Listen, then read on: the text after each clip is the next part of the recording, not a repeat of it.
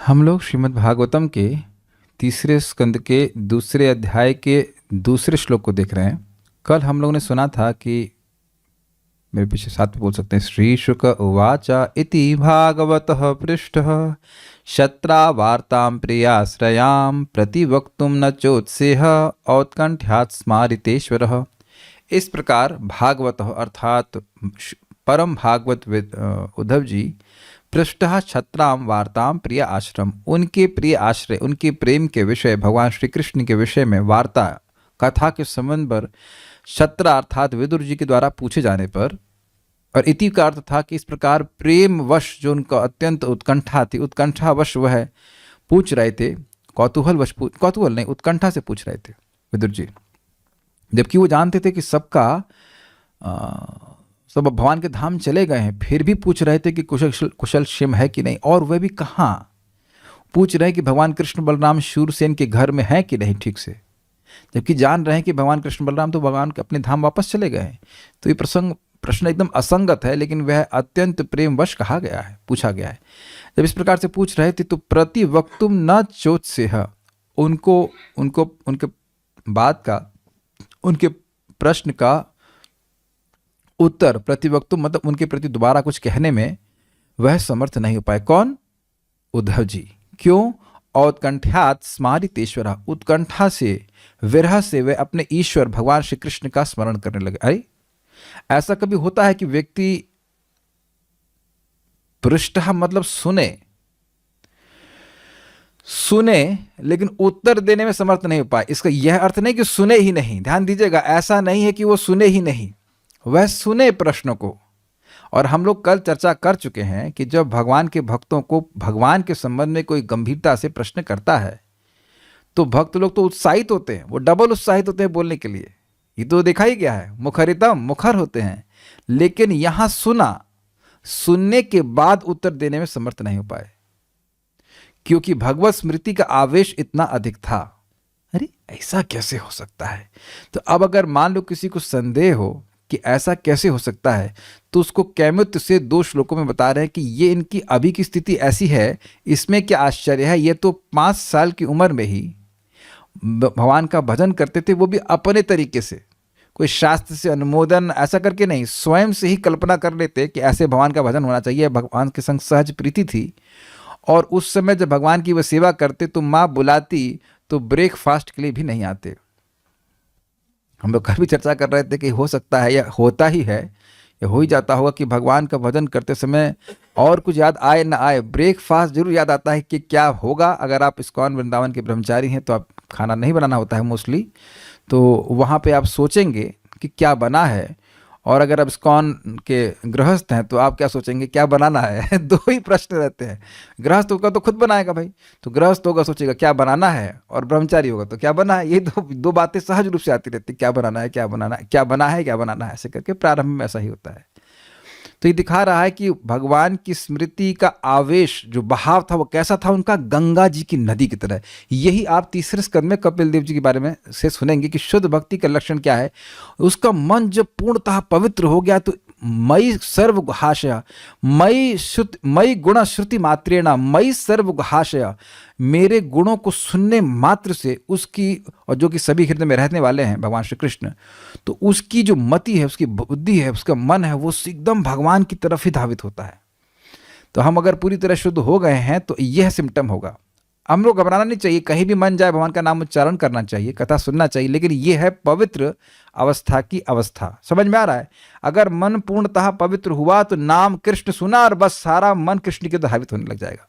तो प्रभु जी मन कैसे पवित्र होगा? मन भी इसी हरे कृष्ण मंत्र से ही पवित्र होगा, लेकिन पवित्रतः पूर्णतः पवित्र होने की स्थिति का वर्णन वहां पे किया जाएगा तीसरे स्कंद के अंत में। तो यह इनकी स्थिति 5 साल की उम्र में थी, सहज रूप से थी। 5 साल में तो बच्चा गुरुकुल भी नहीं जाता, तो कैसे मालूम चला भगवान कृष्ण भगवान है ये? तो यह दिखाता है कि वे नित्य सिद्ध पार्षद हैं, उन्हें बताने की जरूरत नहीं है कि भगवान कौन है। जो माया से मुग्ध जीव है उन्हें स्वतः कृष्ण ज्ञान नहीं होता। माया मुग्ध जीव नहीं स्वतः कृष्ण ज्ञान, लेकिन माया से मुग्ध जीवों को स्वतः कुछ ज्ञान हो जाता है। कौन सा ज्ञान? आहार का, निद्रा का, भय और मैथुन का। तो इसका ज्ञान स्वतः हो जाता है, इसके लिए किसी की ट्रेनिंग देने की जरूरत नहीं है। लेकिन भगवान कृष्ण का ज्ञान नहीं होता। लेकिन किन लोगों को? जो माया से मुग्ध हम जैसे जीव हैं, उनके लिए स्वतः कृष्ण ज्ञान नहीं होता। लेकिन जो नित्य सिद्ध पार्षद हैं, उनका स्वतः कृष्ण के प्रति आकर्षण होता है, नेचुरल आकर्षण। और हम लोग का भी हो जाएगा जब हम लोग पूरी तरह शुद्ध हो जाएंगे। तो ये कैमित्र से समझा रहे हैं, जो 5 साल में इतना उन्नत है कि भोजन को भूल के भजन कर रहा है। क्या बोला मैंने? भजन को भूल के भोजन नहीं कर रहा है, भोजन को भूल के भजन कर रहा है। तो अब वह पूरा जीवन भक्ति किया है, उसकी भक्ति कितनी वर्धित हो गई होगी। तो उसके लिए इस प्रकार से कृष्ण के विचारों में खो जाना कौन सी आश्चर्य की बात है। तो मेरे पीछे आप बोलिए, यह पंचहायनो मात्रा प्रातराशाय याचितः। यह पंचहायनो मात्रा प्रातराशाय याचितः। तन्नच्छद्रचयन्यस्य सपर्यां बाललीलया। तन्नच्छद्रचयन्यस्य सपर्यां बाललीलया। यह पंचहायनो मात्रा प्रातराशाय याचितः। यह पंचहायनो मात्रा प्रातराशाय याचितः। तन्नच्छद्रचयन्यस्य सपर्यां बाललीलया। तन्नच्छद्रचयन्यस्य सपर्यां बाललीलया। यह पंचहायनो मात्रा प्रातराशाय याचितः। यह पंचहायनो मात्रा प्रातराशाय याचितः। तन्नच्छद्रचयन्यस्य सपर्यां बाललीलया। तन्नच्छद्रचयन्यस्य सपर्यां बाललीलया। यह पंचहायनो मात्रा प्रातराशाय याचितः। यह पंचहायनो मात्रा प्रातराशाय याचितः। तन्नच्छद्रचयन्यस्य सपर्यां बाललीलया। तन्नच्छद्रचयन्यस्य सपर्यां बाललीलया। यह पंचहायनो मात्रा प्रातराशाय याचितः। यह पंचहायनो मात्रा प्रातराशाय याचितः। तन्नच्छद्रचयन्यस्य सपर्यां बाललीलया। तन्नच्छद्रचयन्यस्य सपर्यां बाललीलया। यह पंचहायनो मात्रा प्रातराशाय याचितः। यह पंचहायनो मात्रा प्रातराशाय याचितः। तन्नच्छद्रचयन्यस्य सपर्यां बाललीलया। तन्नच्छद्रचयन्यस्य सपर्यां बाललीलया। बोलो, प्रयास करो।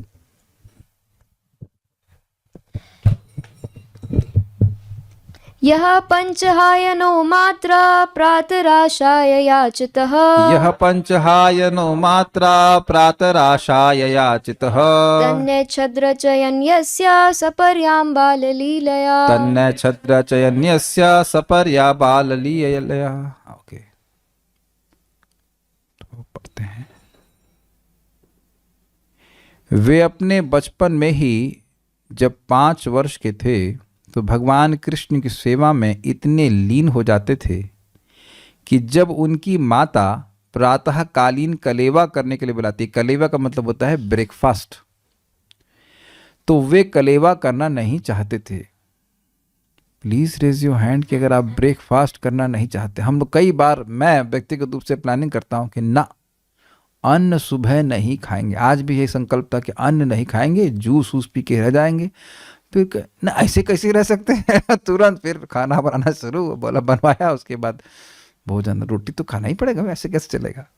तो रोटी का विचार कौन व्यक्ति छोड़ सकता है? Please raise your hand. So difficult. अब आप पता नहीं आप लोग क्या स्थिति, एकादशी में तो रोटी नहीं छोड़ी जाती है। तो आपने आइडिया दिया था, गुरु शिक्षा गुरु सामने बैठी है कि कौन सा पराठा, तो पराठा नहीं, कूटू की रोटी बनवा लेते हैं, पराठा नहीं, घी तो नहीं खाना, उसे घी को ट्राइग्लिसराइड बढ़ जाता है। तो अब आप देख रहे हैं कि बदआत्मा की स्थिति ऐसी है कि एक दिन भी सोचता नहीं, सहज रूप से कभी सोचे कि आज भोजन नहीं करेंगे, ऐसा तो कभी नहीं होता ना। तो ये सब स्थिति है। एक भक्त आज गए हुए हमारे केशव सखा प्रभु गोवर्धन रिट्रीट सेंटर में गए, सुबह 6 से लेकर 6 बजे तक भजन करने के लिए। अच्छी बात है, कर रहे हैं। तो सबसे पहला मेरा प्रश्न था उनसे, प्रसाद मिलेगा कि नहीं? भजन, अपनी बात कर रहे हैं, भजन करेंगे या नहीं करेंगे या कितना करेंगे, ये प्रश्न नहीं कर रहा हूँ। प्रश्न सहज रूप से होगा, वो लोग प्रसाद देंगे कि नहीं देंगे। सबसे इंपॉर्टेंट जो फिगर है वो, पूरे 12 घंटे में प्रसाद मिलेगा कि नहीं मिलेगा। अब महाराज बड़ा विनोद से कहते हैं, परम पूज्य राधा गोविंद महाराज कहते हैं कि भाई कहीं आदमी जा रहा है तो रुकने के लिए 1000 रुपये तो आजकल कॉमन बात है ना, तो वो 1000 रुपये सोने के लिए दे रहा है ना। और आप देखिए कि अगर तुलसी की माला जाप करने के लिए खरीदता है और वो कहेगा कि 700 रुपये की माला, तो कितना बहुत ज़्यादा है। जिसको तुम्हें जीवन भर इस्तेमाल करना है उसको कितना ज़्यादा है। और खाली एक रात सोने के लिए 1000 रुपये तुरंत खर्च करता है। 1000 तो मैं समझता हूँ मिनिमम है, 1500 2000 तो मतलब ले ही लेते हैं, वो भी एकदम सिंपल रूम का। तो आप देख सकते हैं कि हम लोगों का इस प्रकार से अब आहार निद्रा आदि के प्रति कितना आकर्षण है। तो कह रहे हैं इनका तो आहार आकर्षण क्या, वो याद ही नहीं रहता था उनको कि भोजन कहाँ है। ऐसा कैसे हो सकता है? देखिए जगत में भी देखा गया है कि लोग बाग नाम नहीं रखना चाहिए, लेकिन वीडियो गेम खेलने के नाते उसमें वो इतने अभिनिविष्ट हो जाते हैं, खाते नहीं हैं, सोते नहीं हैं और मर भी जाते हैं। लेकिन बहुत ही खराब उदाहरण दे रहा हूँ, मतलब नॉट प्रॉपर एग्जाम्पल, लेकिन एग्जाम्पल देने के लिए बोल रहा हूँ। तो इस प्रकार से ऐसा हो रहा था। अब हो क्यों रहा था? देखिए भगवान श्री कृष्ण सहज रूप से आकर्षक हैं, वह माधुर्य से युक्त हैं। तो जो जीव, मेरे जैसा जीव जो अविद्या से ग्रसित है, उसके लिए नैसर्गिक प्राकृतिक रूप से भगवान के मधुरता का अनुभव करना संभव नहीं है। तो हम अब वैसे मान लीजिए बोलते हैं कृष्ण, तो अब कृष्ण तो अपने नाम से भिन्न है, लेकिन उसकी मधुरता का अनुभव मैं अभी नहीं कर पा रहा हूँ, एटलीस्ट वैसे नहीं कर पा रहा हूँ जैसा कि वर्णन किया जा रहा है। तो अब जो नित्य सिद्ध पार्षद है, ध्यान दीजिएगा, उसका देह तो पहली बात चिन्मय है, सारी इंद्रियां चिन्मय है, तो वह भगवान की भक्ति की मधुरता का अनुभव सहज रूप से करेगा। तो माधुर्य में इतना डूब जाएगा कि वह सहज रूप से भोजन को भूल जाए, भोजन आदि को बिल्कुल ही भूल के रखेगा। जैसे हम लोग यहीं भोजन कर लेते तो भोजन की याद नहीं रखते, एटलीस्ट कुछ समय के लिए। तो अब उसी कुछ अर्थ में समझ लें कि भगवान के भक्तों को इतना सुख मिलता है भक्ति करके कि उन्हें कुछ याद ही नहीं रहती। देह स्मृति नाही जार, संसार बंधन कहाँ तार। उनको देह की याद ही नहीं रहती। तो ऐसे 5 साल के थे। अब आपको याद हो न सुना तो होगा कि 7वें स्कंद में बोला है, कौमार आचरित प्राज्ञ धर्मान भागवतान इह दुर्लभम मानुषम जन्म तदपि अध्रुवम अर्थदम। 5 साल की उम्र से भक्ति का अभ्यास करना शुरू करना चाहिए। तो अभ्यास कर रहे हैं तो स्वाभाविक सी बात है कि परफेक्ट तो नहीं हुए। और यहाँ क्या बोल रहे हैं? ऐसा परफेक्शन था कि भोजन को ही भूल गए, मन पूर्णतः आविष्ट था 5 साल की उम्र में। जब 5 साल की उम्र में भगवान की स्मृति का, सेवा का सुख इतना अधिक था कि माँ की आवाज़ नहीं सुन रहे थे, बल्कि ऐसा कहे कि माँ की आवाज़ का उत्तर देने के लिए समर्थ नहीं थे। तो अब इतना प्रेम में डूबे हुए कृष्ण के, और वह भी कब? जब वह कृष्ण का संग कर चुके हैं इस जीवन में अगर कहें तो, और अब कृष्ण का विरह सहन कर रहे हैं। तो उस विरह में तो और कृष्ण का आवेश बढ़ा हुआ। तो ऐसे समय में अगर विदुर जी कृष्ण के बारे में कुछ पूछते हैं तो उनका स्मरण करना और स्मरण के आवेश में रहना, यह तो उद्धव जी के लिए स्वाभाविक ही है। क्या मैं तो सबको समझ में आ गया? क्लियर है क्या? मैं तो ठीक है। अन्वय देखिए, यह जो उद्धव जब पंचहायन 5 वर्ष के बालक थे, तो बाल लीलया, बाल क्रीड़ा में यस्य रचयन, जिन कृष्ण श्री मूर्ति की परिकल्पना कर मनः कल्पित साधनों से सपर्याम सेवा करते हुए मात्रः अपनी माता द्वारा प्रातः आशाय, कलेवे के लिए, ऐसे शब्द अच्छा लग रहा है, प्रातः आशा, जिसकी सुबह आशा करी जाए शायद ऐसा ही अर्थ होता होगा। सुबह सुबह भोजन की आशा होती है, यही अर्थ होता होगा। हम नहीं समझ पा रहे इसको, क्या ऐसे कैसे ये कलेवा निकल रहा है इसका अर्थ, ऐसे ही लग रहा है कुछ। प्रातः आशाया, भाई और हम संस्कृत के कोई स्कॉलर तो है नहीं, तो कुछ पढ़ो संस्कृत, हमें कुछ मदद कीजिए कि क्या मतलब होगा। प्रातः आशाया का मतलब ये कैसे हो जाएगा? ऐसा लग रहा है कि जैसे हम लोग सुबह सुबह आशा करते हैं कि भोजन मिल जाए, तो उसी के अर्थ में होगा कि भाई सुबह का जो ब्रेकफास्ट है उस कलेवे के लिए याचना किए जाने पर कैसे करती माँ, बेटा खा लो, बेटा बहुत समय हो गया, आ जाओ भोजन कर लो, ऐसे करके माँ बड़े प्रेम से बुलाती है। और माँ बुला रही है। इस्कॉन वृंदावन वृंदावन का नहीं कर रहा हूँ, इस्कॉन मंदिर में नहीं होता। मंदिर में तो भाई खाओ खाओ, नहीं खाओ मत खाओ, तो है ही भाई। उसमें क्या करते, साधु समाज में तो ऐसे ही रहता है। बहुत होगा तो घंटी भी तो नहीं बजती है। एक चीज इसके लिए घंटी बजाने की जरूरत नहीं, वह कृष्ण हॉल का प्रसाद मॉल, वहाँ पहले ही 5 मिनट पहले खड़े हो जाते हैं। तो वहाँ तो बुलाया जाता नहीं है, लेकिन यहाँ पे तो माँ बड़े प्रेम से बुला रही है। तथा न इच्छता, उस भोजन की अभिलाषा नहीं करते थे। मतलब भगवान की सेवा में इतना उनको सुख मिलता था कि भोजन करने की इच्छा नहीं करते थे। अब एक बात ध्यान दीजिएगा, बाल लीला यस्य रचयन, बच्चे हैं, बच्चा होकर के जैसे वह भगवान के विग्रह को बना लेते थे, आज वैष्णवी आई कि नहीं? हाँ बेटा, दिख नहीं रही है। वैष्णवी बेटा, आपने कभी भगवान श्री कृष्ण का स्केच बनाया? स्केच नहीं बनाया। बच्चे लोग, आनंद आपने कभी बनाया? आपने बनाया, तो आपने भी बनाया होगा बचपन में। तो बचपन में जो बच्चा, मतलब बचपन में मतलब छोटा बच्चा कोई भगवान कृष्ण का स्केच बनाएगा तो वो कोई मतलब ऐसे आर्टिस्टिक दृष्टि से सराहनीय तो नहीं कहा जाएगा। समझ रहे हैं ना?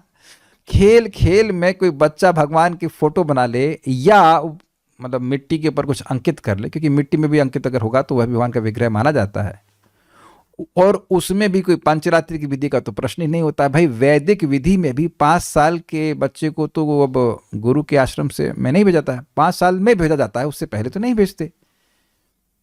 तो 5 साल के बच्चे को क्या आप पंचरात्रि की विधि बताएंगे, मुद्रा बताएंगे, ऐसे ऐसे मुद्रा करिए, ये आचमन करिए, ये तो आप नहीं बता सकते हो। तो जो भक्ति के नियम हैं विग्रह की सेवा के लिए, वह भी उनको नहीं पता। Try to understand this point. इतना प्रेम है कि बच्चे के रूप में जब कोई ज्ञान नहीं है, जो लीला होती है बच्चे की, खेल खेल में जो कृष्ण की सेवा कर रहे थे उसमें इतना अभिनिविष्ट हो गए थे। जो एकदम अच्छे से भक्ति करके करे वो कितना अभिनिविष्ट है वो तो वही जानता है। सारे नियम पालन करके तभी तो वो मुद्रा उद्रा क्या क्या करते रहते हैं, है कि नहीं? अच्छी बात है, करना चाहिए जो भी है, लेकिन खेल खेल में इतना उनको सुख मिल रहा था भगवान की सेवा करके, तो अब इतना सुख मिल रहा था कि वह भोजन के लिए बुलाए जाने पर, वो भी माँ के द्वारा, तब भी वह छोड़ना नहीं चाहते थे। तो ये सब बातें हैं।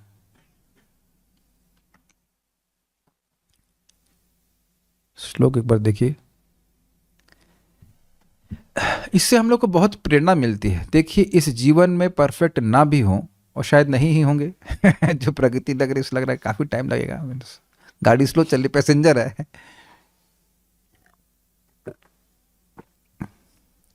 लेकिन आप यह देखें कि जो प्रगति हो रही है वो स्थिर हो गई है। ये सब लोग को देखने का सामर्थ्य है। जितना unless we do some like high grade stupidity and some commit some Vaishnava अपराध or something like that, भक्ति नहीं करना है ऐसा विचार कभी नहीं आता। लाइक अभी ऐसा कल सुबह क्या करेंगे आप?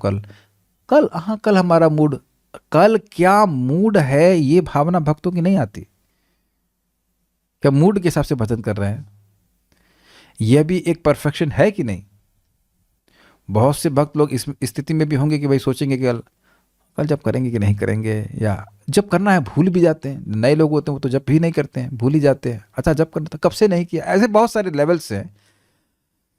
तो अब आप ये देख रहे होंगे कि भक्ति की जो स्थिति इस समय आपने प्राप्त कर ली, उससे पीछे नहीं जाने वाले आप। ये सबको दिख रहा है, मैं खाली बोल ही रहा हूं। ओके, जो भी इंद्रिय तृप्ति है वो कुछ है, जिस भी लेवल पे, एक जो चीज छोड़ दी है वो अब छोड़ ही दी है। जो मैं समझने का प्रयास कीजिए, कुछ चीजों को छोड़ने का हम संघर्ष कर रहे हैं, और कुछ चीज छूट गई हैं तो बस वो छूट ही गई हैं।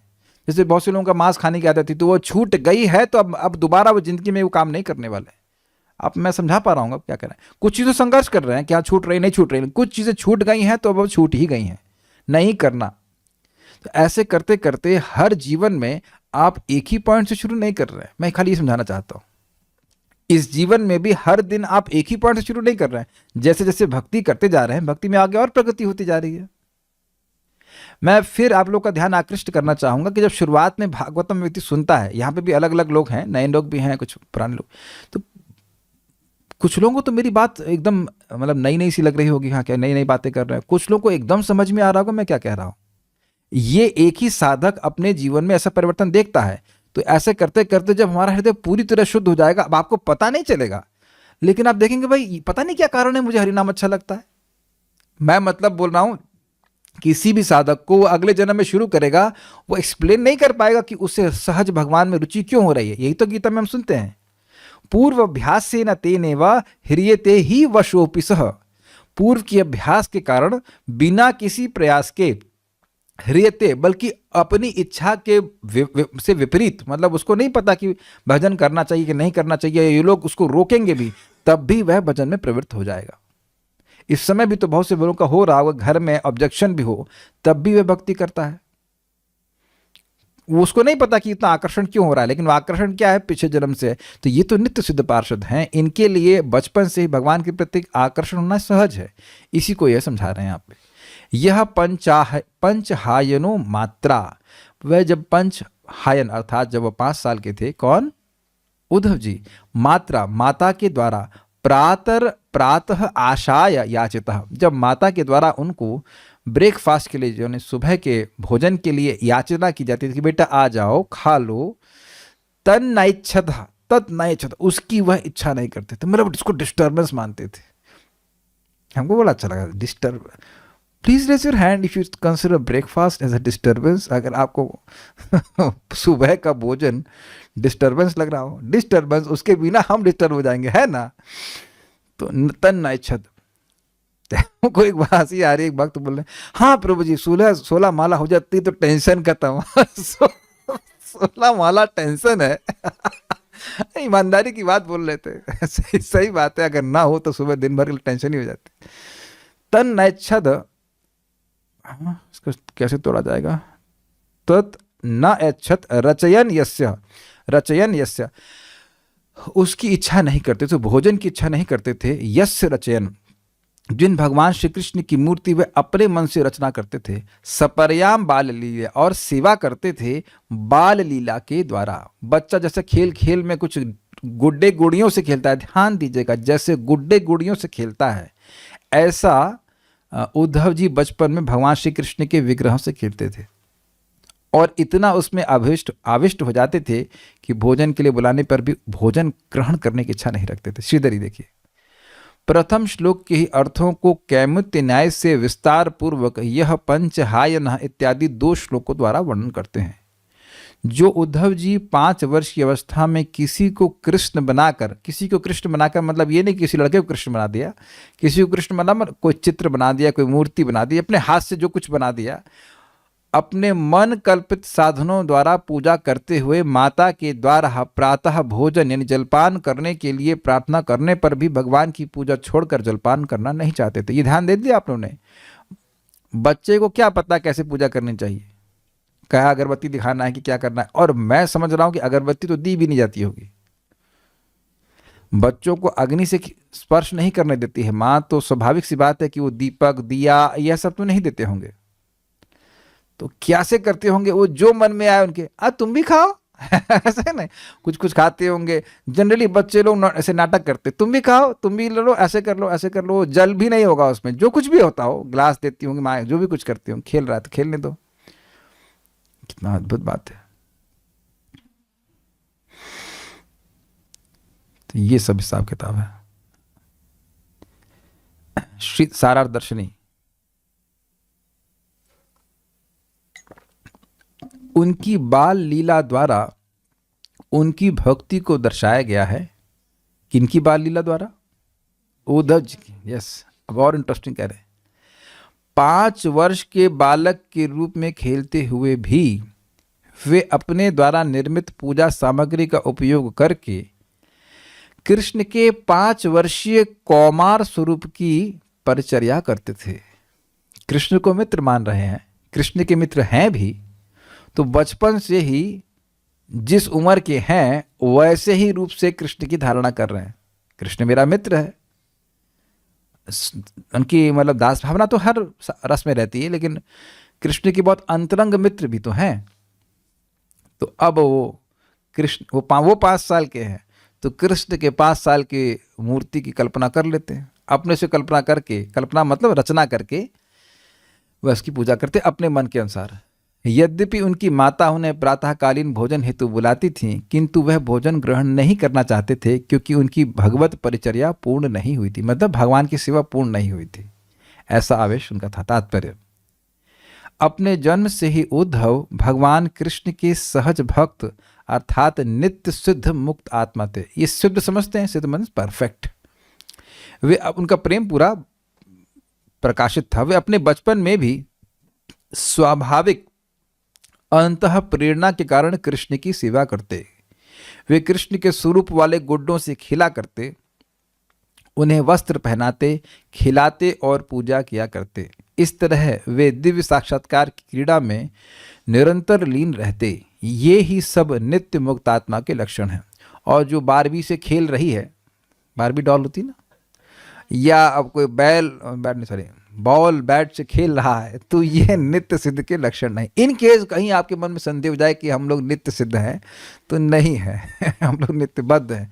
कोई खेला कृष्ण के गुड्डों से, गुड़िया से? नहीं खेला ना। आप खेलते तो आप नित्य सिद्ध हैं, ठीक है, मान लेते हैं। लेकिन भोजन तो नहीं भूले ना भोजन तो नहीं भूले। मान लो खेल भी लिए कृष्ण के गुड्डे गुड़ियों से, लेकिन भोजन तो नहीं भूले। आजकल मैंने देख रहा है कि बच्चों को गुड्डे गुड़िया दिए जाते हैं कृष्ण की, अच्छी बात है। प्रभुपाद जी का आदेश था या इच्छा थी कि गौर निताई के गुड्डे बनाए जाएं और उससे बच्चे लोग खेलें।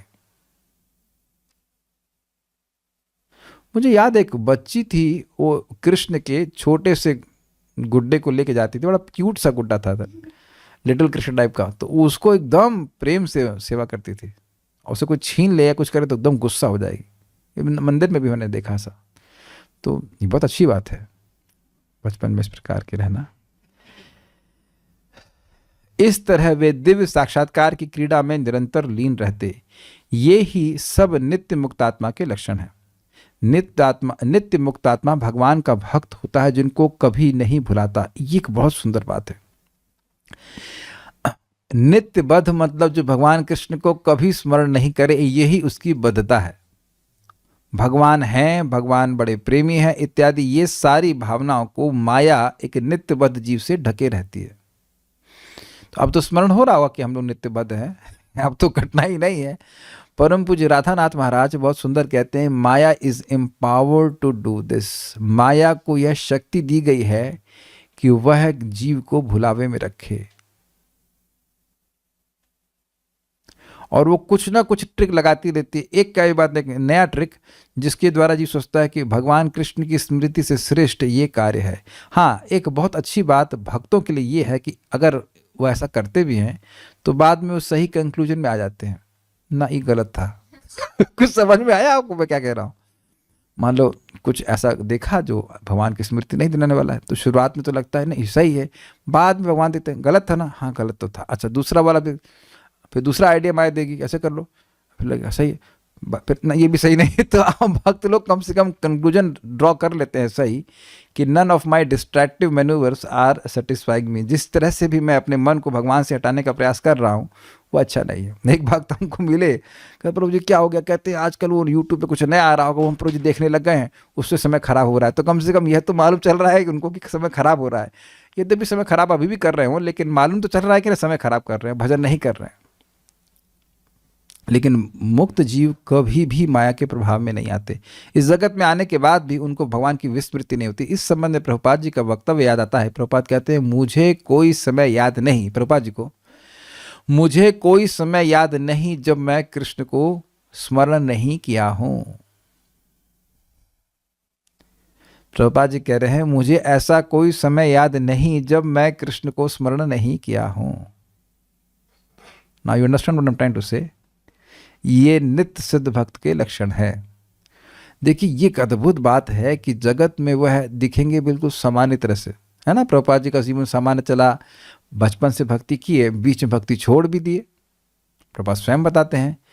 और वो पढ़ाई से करने चले गए थे ना, वो सेंट कौन सा था, वो कोई तो कॉलेज था वहाँ का ना, सेंट थॉमस से तो हम पढ़े हैं लेकिन वहाँ पे कोई और सेंट था, कोई सेंट रहे होंगे वहाँ पे। सारे सेंट का काम यही है कि भगवान का भजन बुलवा दे, यही काम रहता है उनका। लेकिन अब जो भी है, हमारे उनके अनुगत जो लोग हैं कह लीजिए, तो जो भी रहा हो, कलकत्ता का कॉलेज था वो, तो वहाँ पे कुछ समय के लिए भूल गए और फिर गांधी जी के मूवमेंट को ज्वाइन कर लिए, ये कर लिए वो कर लिए। तो अब उसके बाद फिर जब जैसे ही श्रील भक्ति सिद्धार्थ ठाकुर जी से मिले, तुरंत उनकी भगवान की भक्ति फिर से जागृत हो गई। तो ऐसा लग रहा है कि वो भौतिक रूप से कार्य कर रहे हैं, या प्रभुपाद शादी भी किए, यहाँ तक शादी ही नहीं किए, वो दोबारा शादी करने के बारे में भी सोच रहे थे, आपको पता है बात। फिर उनके पिताजी बोले ना ये पत्नी ठीक नहीं है, तुम इस पर आसक्त नहीं, तुम्हारे लिए अच्छा है आगे के लिए ऐसा करके वो बोले। ये सब है, लेकिन कभी भी प्रभुपाद जी भगवान कृष्ण को नहीं बोले। यहाँ तक कि बहुत बड़ा बिजनेस भी किए, बहुत अच्छे से बिजनेस किए, पैसा कमाए, सब कुछ किया, लेकिन अब भगवान कृष्ण को कभी नहीं भूले। हाँ, उद्धव जी भी अन्य लोगों के सामान्य व्यक्ति लग रहे होंगे, लेकिन ये सामान्य व्यक्ति नहीं है। हाँ, स्कॉटिश चर्च कॉलेज के भक्त बता रहा है। यस, मानव जीवन भगवान के साथ अपने नित्य संबंध को पुनः जागृत करने के लिए होता है, और सारे धार्मिक आदेश जीव की इस सुप्त अंतः प्रेरणा को जागृत करने के लिए होते हैं। यह जागृति जितनी ही जल्दी लाई जा सके उतनी ही तेजी से मानव जीवन का उद्देश्य पूर्ण हो जाता है। इसको इतना हाईलाइट करने की क्या जरूरत है? कुछ लोग तो बुद्धिमान है, समझ ही गए होंगे हम क्या कहने वाले हैं।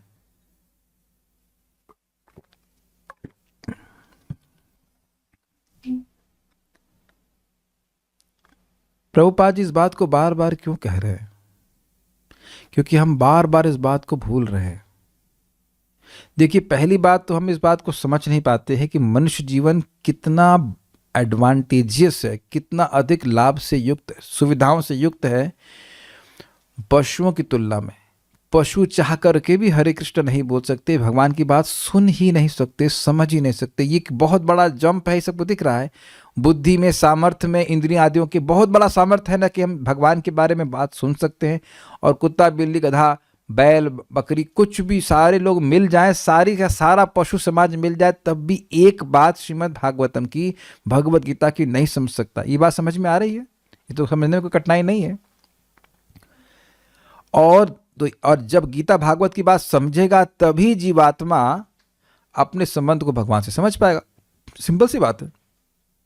तो कह रहे हैं कि जितने भी धार्मिक आदेश हैं वह इस पॉइंट पे लाने के लिए है कि व्यक्ति समझे कि भाई मैं यहाँ, या हम कह सकते हैं हम सभी लोग यहाँ व्यक्तिगत रूप से और सामूहिक रूप से टाइम वेस्ट कर रहे हैं। क्या हम लोग को कभी कभी इस प्रकार की अनुभूति होती है? या विचार कीजिएगा। We are collectively and individually wasting our time in this material world. जब हम यहाँ के हैं ही नहीं और जो हम कार्य कर रहे हैं वो हमारे लिए है ही नहीं, तो क्या वो समय की व्यर्थता नहीं है? मेरी भाषा समझ में आ गई ना? तो मैं ये देह हूं और ना मैं यहाँ का हूं जगत का, तो मैं कार्य सारे देह के लिए कर रहा हूं। हाँ हाँ हाँ क्लास में जब ऐसी बातें बोली जाए तो हाँ हाँ करना चाहिए। हाँ हाँ, ना नहीं करना चाहिए, हाँ हाँ करना चाहिए। लेकिन कुछ दिन पहले या कल परसों की बात है, मुझे याद नहीं कब, लेकिन ऐसा मुझे बहुत स्ट्रांगली दिखाई पड़ा कि मैं कितना समय बर्बाद कर रहा हूँ। I am just simply wasting my time in this material world. बस देह छूट जाएगा, ऐसे बुढ़ा हो जाएंगे, उसका फिर दोबारा देह मिल जाएगा, फिर वही काम करो, फिर बुढ़ा हो जाएंगे, फिर वही काम करो, फिर बुढ़ा हो जाएंगे, फिर वही काम करो, मर जाओ। इट्स क्वाइट अ वेस्ट, नहीं? आहार, निद्रा आती, उसके आगे की जो भी चीज़ें हैं, व्हाट अ वेस्ट। और उससे संतुष्टि भी कुछ नहीं मिल रही है। जो चीज़ हम हैं ही नहीं उसकी पूर्ति, उसकी उस देह की इच्छाओं की पूर्ति में व्यक्ति कैसे सुखी हो सकता है? भाई देखो, हम छोड़ ना पाए, कम से कम सत्य को सुनना तो चाहिए। भले ही झूठ को ना छोड़ पाए, लेकिन सत्य तो सुनना चाहिए। धीरे धीरे सत्य बात पकड़ में आएगी। मैं बहुत विचार कर रहा था कि देखो, अगर आप कहो कि आप और मैं बहुत तपस्या कर रहे हैं तो बिल्कुल गलत बात है। कुछ नहीं कर रहे। करने की दृष्टि से, लाभ की दृष्टि से नहीं कह रहा हूं। लाभ जो हरिनाम का है, भागवत का है, वो तो असीमित है, लेकिन करने की दृष्टि से बहुत सिंपल कार्य कर रहे हैं कि नहीं? हमसे ज्यादा लोग अब ये मतलब क्या क्या करते हैं बताइए? वो यश का प्रचार करने के लोगों के लिए कितना कितना गला फाड़ते हैं। अरे बोलने की बात करें तो 20,000 रुपए के लिए क्या कहते हैं उसको, वो कॉल सेंटर में लोग 8 घंटे बात करते हैं नॉन स्टॉप, है ना? 20,000 25,000 के लिए तो 8 घंटे हम लोग जब तो नहीं कर रहे हैं, लेकिन लाभ बहुत बड़ा है। मतलब करने की दृष्टि से देखा जाए तो बहुत हम लोग कुछ तपस्या कर ही कहा रहे हैं, बैठ के भगवान के बारे में बोल रहे हैं, कीर्तन कर रहे हैं, जप कर रहे हैं, कोई तप कर रहे हो, कुछ बहुत कठिन कार्य कर रहे हो, ऐसा तो नहीं है। लेकिन लाभ बहुत ज्यादा है, लेकिन उधर व्यक्ति का आवेश है नहीं, और वहां दुनिया में क्या क्या मेहनत कर रहा है और उससे कुछ भी लाभ नहीं है। तो इस समय की व्यर्थता नहीं हुई? क्या उससे भगवान के प्रति प्रेम जागृत हो रहा है? प्रश्न करें तो नहीं हो रहा, कुछ बल्कि ढक और जा रहा है अगर विचार करें तो।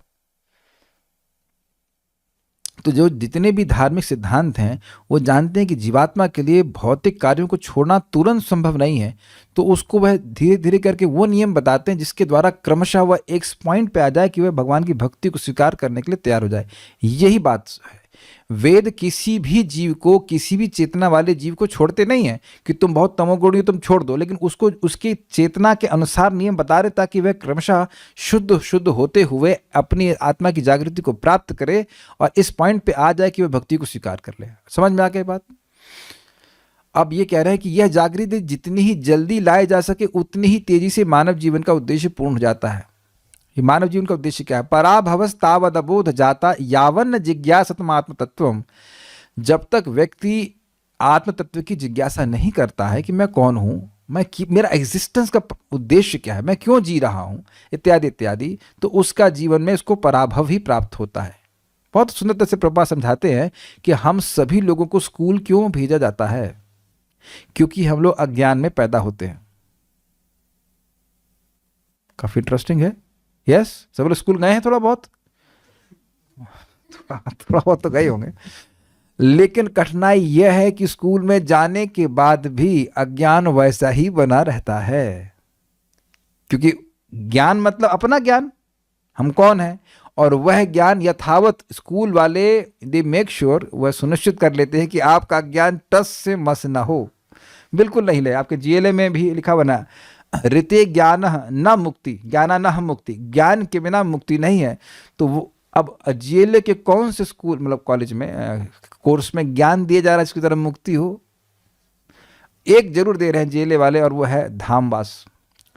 4 साल पेमेंट लेकर के 4 साल आपका धामवास करा दे रहे हैं, तो ये एक अच्छी बात है भाई, भगवान की भक्ति है, तो ये तो अच्छी बात है, ये स्पेशल है। और कोई इंजीनियरिंग कॉलेज ऐसा नहीं होगा। वृंदावन धाम में तो एक आध दो इंजीनियरिंग कॉलेज ऐसे हैं, बाकी तो और वो नहीं है ना। अब आईआईटी में भी इसी प्रकार से कौन सा ज्ञान दे रहे से मुक्ति मिल जाए, कुछ नहीं। तो बड़ी इंटरेस्टिंग बात है कि मानव जीवन का उद्देश्य प्राप्त करने के लिए कोई ज्ञान नहीं दिया जा रहा है। जितनी जल्दी जागृत हो उतनी जल्दी हम अपना यहाँ पे टाइम जो बर्बाद कर रहे काम वो खत्म करें और भगवान के पास जाएं, अनंत सुख की प्राप्ति करें। जो अनंत सुख है वह जितनी जल्दी मिल जाए वो उतना ही अच्छा है कि नहीं? अब तो स्पष्ट समझ में आ रहा है ना। जो 1000 तरह के दुख हैं वह हट जाएं और अनंत सुख की प्राप्ति जल्दी से हो जाए, यही तो अच्छा है ना। इसकी बात प्रभुपाद कह रहे हैं। भक्तों के अच्छे परिवार में बालक को भगवान की सेवा करने का अनेक प्रकार से अवसर मिलता है। ऐसा व्यक्ति जो पहले से भक्ति में प्रगति कर चुका होता है उसे ऐसे प्रबुद्ध परिवार में जन्म लेने का अवसर प्राप्त होता है। इसकी पुष्टि भगवद गीता में हुई है। शुचिनाम श्रीमताम गेहे योग भ्रष्टो अभिजायते।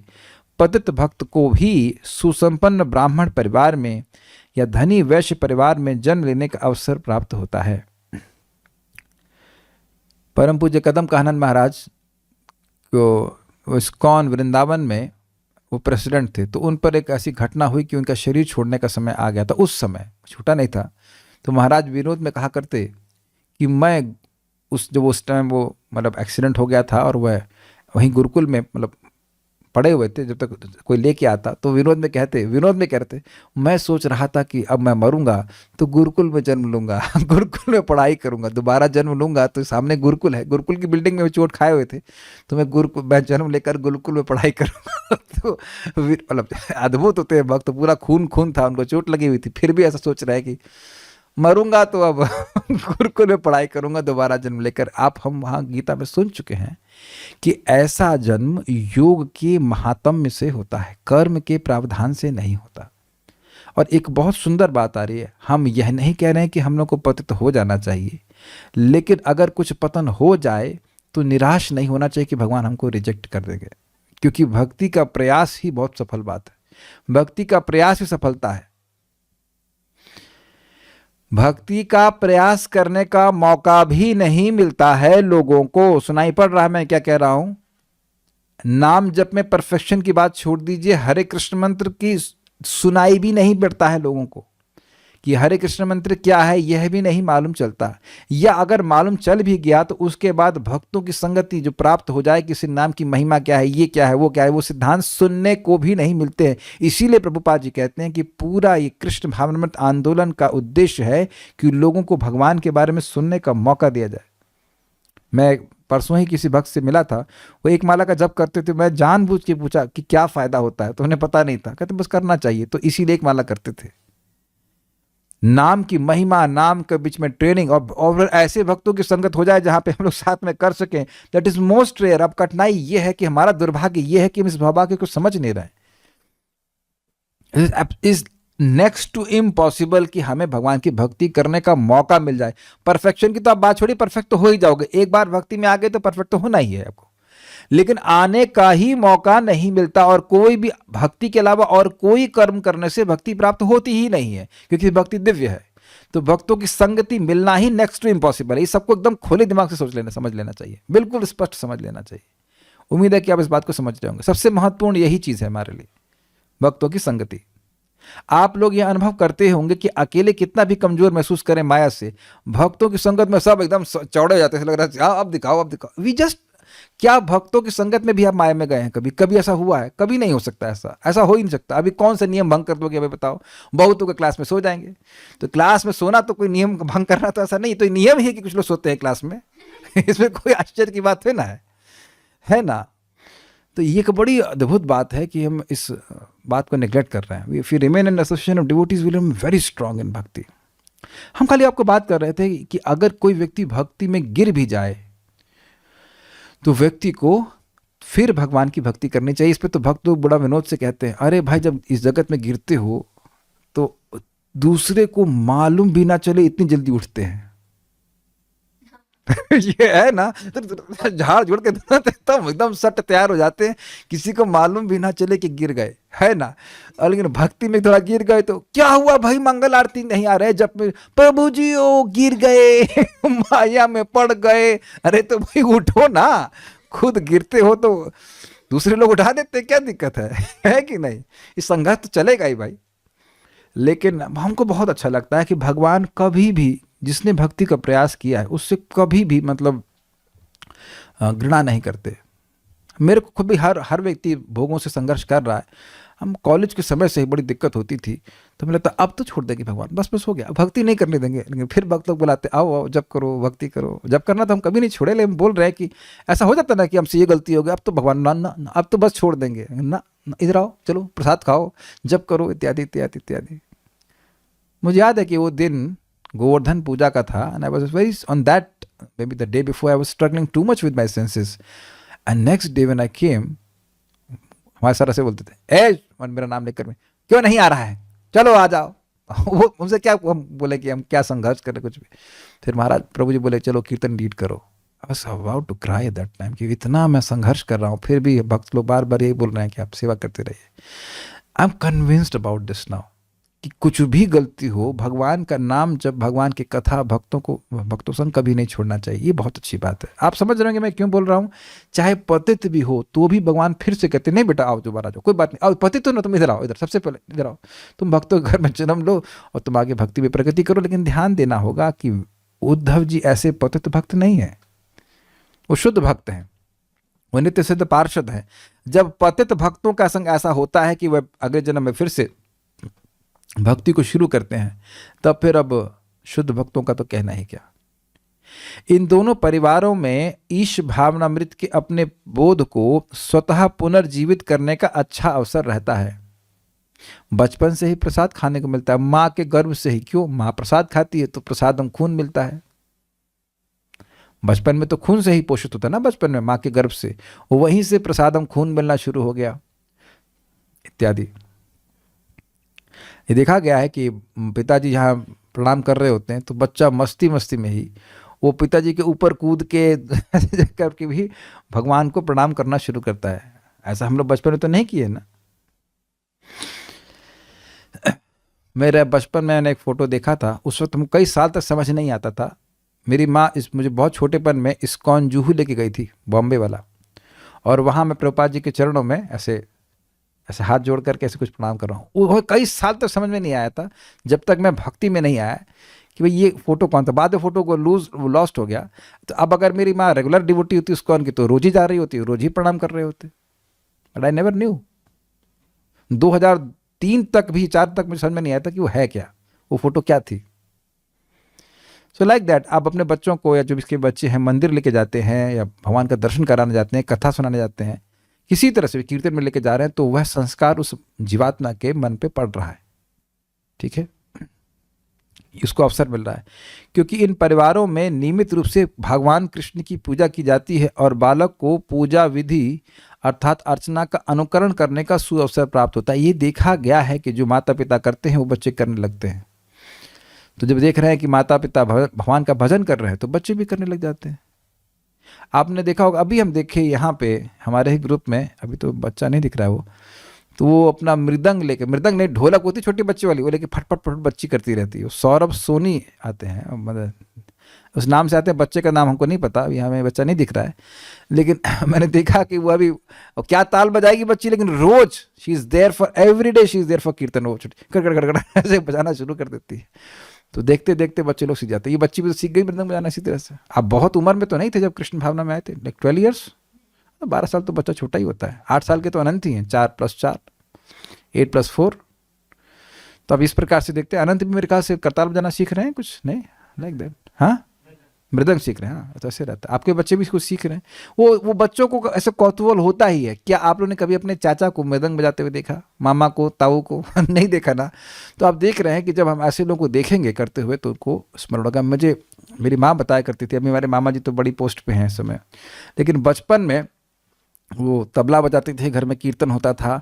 उनके दादाजी, मतलब हमारी माँ के दादाजी, वो घड़ा बजाते थे। घड़ा मृदंग नहीं, घड़ा, टिक टिक टिक टिक, सॉरी हाँ मटका, कच्चा मटका कहते हैं, मटका घड़ा कह लीजिए, बजाते थे और कीर्तन होता था। और इतना अद्भुत बता रही थी मेरी माँ कि वह बोले, अच्छा अब मेरे शरीर छोड़ने का समय है, कोई नहीं रोएगा, गोबर लिपो। यहाँ पे उनका नाम गोविंद था, गोबर लिपो, सब लोग भगवान का नाम लो बोलते तो चले गए।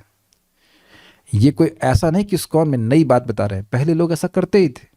वो 5-6 भाई थे, रोज शाम को आकर के कीर्तन करते, हरि कीर्तन होता तो कोई झगड़ा नहीं होता था। ये सिद्धांत है, family which press together stage together. बल्कि सुंदर बात, हम नाम रख दे रहे हैं, एक माधव शर्मा नाम के भक्त हैं, बड़ी सुंदर बात बोली भाई, मैं तो चकित रह गया।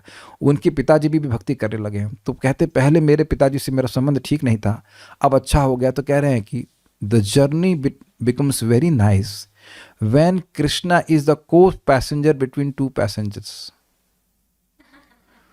2 पैसेंजर बैठे हैं ना, 3 आदमी बैठे, बीच में कृष्ण है, तो वह यात्रा बहुत अच्छी हो जाती है। It is very auspicious. उनको वाह क्या स्टेटमेंट है, कभी लोग जुड़ रहे हैं, चलो बहुत अच्छी बात।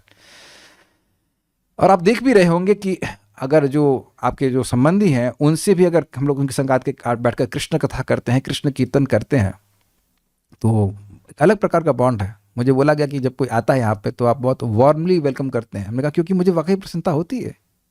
जब कथा सुनने के लिए कोई आ रहा है तो भाई तो बहुत बढ़िया बात है ना, प्रसन्नता हो रही तो प्रसन्नता व्यक्त करने में क्या दिक्कत है। लेकिन आप देखेंगे किसी भौतिकतावादी के व्यक्ति घर में जाएंगे तो कोई इमोशंस भी स्टिर अप नहीं होते हैं। ठीक है, हरे कृष्ण, ठीक है Hare Krishna, there is no emotions at all ना। क्या बात करें, सब कुछ होता भी नहीं ना कहने के लिए। तो मैं खाली ये सब बोल रहा हूं कि भक्तों के परिवार में ऐसा कार्य होता है तो वह लोग उसको देख करके, बच्चे लोग देख के उसका अनुकरण करते हैं, और अनुकरण करने से भक्ति में तो फायदा होगा ही। भक्ति में लोगों को प्रशिक्षित करने के लिए पांचरात्रि की विधि मंदिर पूजा है, जिसके द्वारा नवदीक्षितों को भगवत भक्ति सीखने का अवसर मिलता है। महाराज परीक्षित भी अपने बचपन में कृष्ण के गुड्डों से खेला करते थे। अब भी भारत में अच्छे परिवारों में बच्चों को खेलने के लिए राम तथा कृष्ण के खिलौने या कभी कभी देवताओं के खिलौने दिए जाते हैं, जिससे उनमें भगवान की सेवा करने की प्रवृत्ति उत्पन्न हो। भगवत कृपा से हमें भी अर्थात श्रील प्रभुपाद जी को भी हमारे माता पिता ने ऐसा ही सुअवसर प्रदान किया और हमारे जीवन का शुभारंभ इसी सिद्धांत पर आधारित था। तो ये सब बातें हैं। तो शिक्षा एक इम्पॉर्टेंट है कि बच्चों को भी इस प्रकार से मौका दिया जाना चाहिए। उनकी कृष्ण भावना वहाँ वहीं से शुरू हो जाती है। So will stop here. कोई क्वेश्चन तो होगा नहीं। अज्ञान बद्धता है। हाँ, अज्ञान में व्यक्ति भगवान की सेवा नहीं करेगा और यही उसकी कंडीशनिंग है। आगे वो बड़ी इंटरेस्टिंग बात है कि ऐसे भगवान की सेवा करते करते वह वृद्धावस्था को प्राप्त हो गए। तो अब कितनी भक्ति बढ़ गई होगी। ऐसे ही सेवा करते हैं, इसी प्रकार से अभिनिविष्ट होकर सेवा करते करते उनका पूरा जीवन बीत गया। शादी नहीं की, ध्यान दीजिएगा, उद्धव जी शादी नहीं किए थे। अरे जिनको भोजन याद नहीं है तो वो आगे क्या बात याद रखेंगे। भोजन बनाने वाली कैसे याद नहीं आएगी, है ना। तो ये सब हो सकता है. So will stop here. Srimad Bhagavatam की जय. श्रील प्रभुपाद की जय. निताय गौर प्रेमानंदे. Thank you.